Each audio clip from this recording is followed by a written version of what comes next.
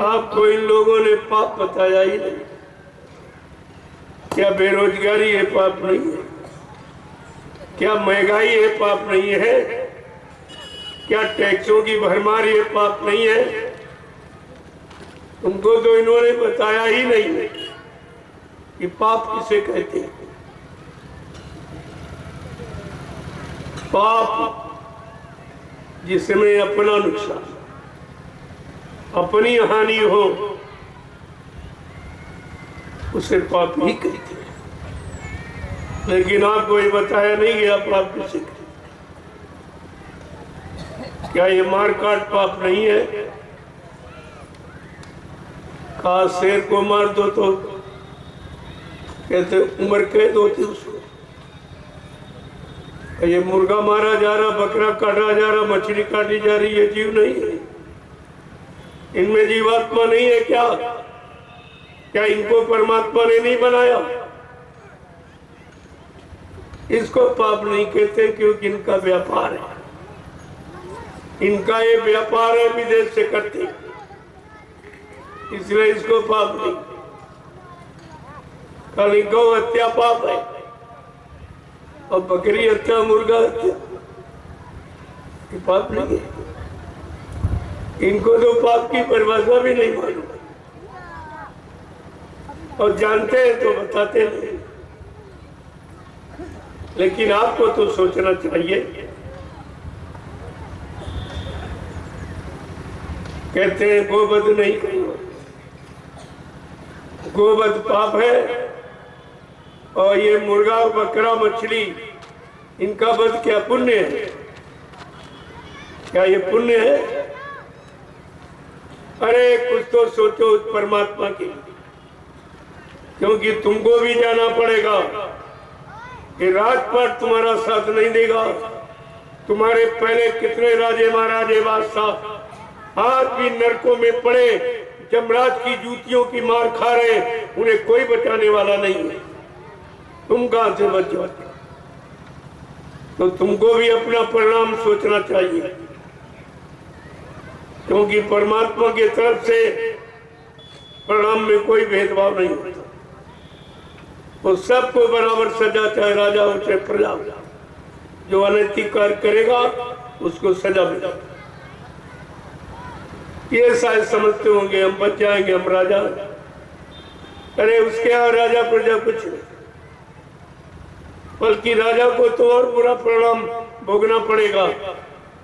धर्मशास्त्र कहते हैं तब से राज और राज से नरका, इसमें नहीं कुछ फर्क है। तपस्या करोगे तो राजा बनेगे, और राजभोग करोगे तो नरक में चले जाओगे। राजभोग के लिए नहीं, राज सेवा के लिए। सेवा, राजाओं ने सेवा की तो बेचारे नरक में चले गए, नहीं बच पाए। और तुम्हारी तो कोई सेवा है ही नहीं। तुम्हारा काम कोई समाज सेवा, कोई देश सेवा में कुछ भी नहीं, केवल अपनी सेवा। अपने लोभ लालच मान सम्मान अधिकार कुर्सी के सेवा के अलावा देश की कोई सेवा। तो इनका परिणाम कैसा होगा? कितने हजार वर्षों तक नरकों में ये जमराजा की मार खाएंगे। उस समय इनकी समझ में आएगा कि हमने क्या किया, अपनी प्रजा के साथ क्या किया। नीत का व्यवहार भी नहीं कर पाए, इनकी रक्षा सुरक्षा नहीं कर पाए, इनको रोजी रोटी की व्यवस्था नहीं कर पाए, इनको टैक्सों से यानी महंगाइयों से मुक्त नहीं कर पाए।